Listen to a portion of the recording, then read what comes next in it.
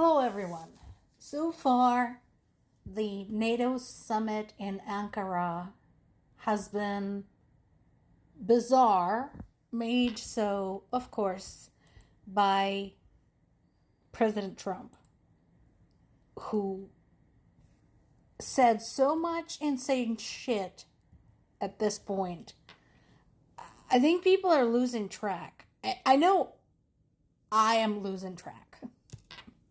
That's for sure, because there's only so much crazy a person can process per hour, and he's exceeding those levels. But what we have is that, first of all, he mistook Zelensky for Putin. Don't ask. But second, he said to Ukraine about the Patriot missiles, make them yourself. Now, if I were Zelensky, I would have written something up to that effect and stuck it in front of Trump to sign immediately on the spot while Trump still remembered what he said, because nothing is guaranteed.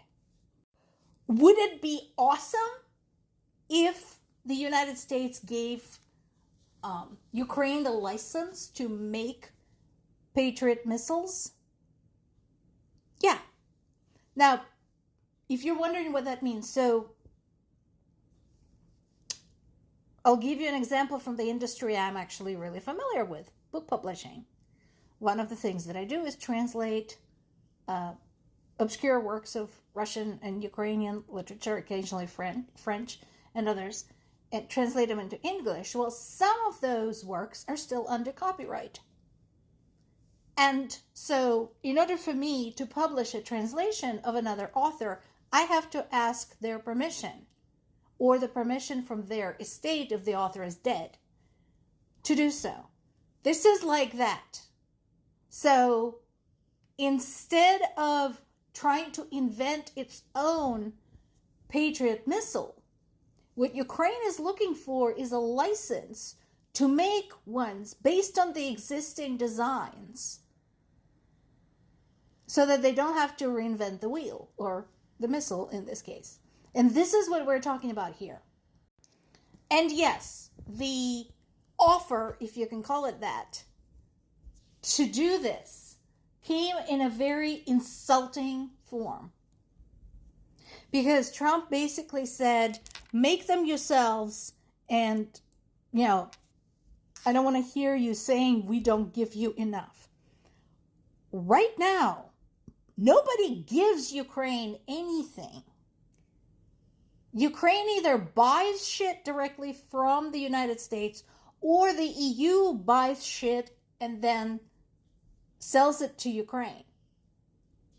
Nobody's giving Ukraine anything.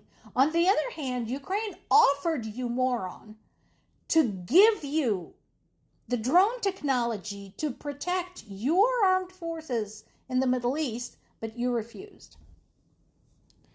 Anyway, even if this happens, even if this goes through, and indeed Ukraine gets the license to make the Patriots, this is not instant gratification. We talked many times about how hard it is, even under regular conditions, to set up a major military operation, major military manufacturing operation. And Ukraine is not under ordinary circumstances right now. It is in a state of war. It is possible that Ukraine might appeal to one of the allies and set up the production on their territory. But that still means setting up the necessary equipment, getting the necessary parts, and so on and so forth. So it's not like we get the license today and the missiles start flying tomorrow. We still have a problem. Case in point, there's been another attack with Russia's ballistic missiles on Kyiv, in addition to drones. 4 people were killed, 16 others were injured, that we know of. Remember, I always say that we know of, because frequently there are rescue workers still at work, still digging through, trying to figure out exactly what is the extent of our our damages there. And again, the problem continues to be the ballistic missiles. We can handle drones. We got the drones. But currently, there isn't anything other than the Patriot interceptors that can fight the ballistic missiles. And Ukraine right now is critically short on those. So that continues. There was a speech from Kyiv's mayor, Klitschko, talking about a fire at a warehouse facility and another fire at a non-residential building. I mean, it's a mess. The only hope is that Russia might run out of missiles. But, Ukraine doesn't necessarily have the luxury of waiting for that. And this is super, super important. So this is on the Kyiv Independent website. I strongly suggest, folks, that you go and read this article. So once upon a time, General Valery Zaluzhny was the commanding general of the Ukrainian army from the start of the war. And he is an extremely intelligent, educated, talented strategist and soldier.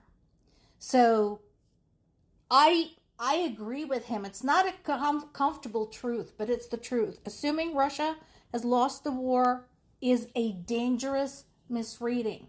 He is absolutely right. Nothing must be assumed until the last Russian soldier leaves Ukrainian territory for good. Nothing. Now, he does point out that Ukraine has made progress, but he also points out that the tendency of the Western analysts to represent this as Russia had effectively lost the war is not only misleading, but it is dangerous, and that needs to stop.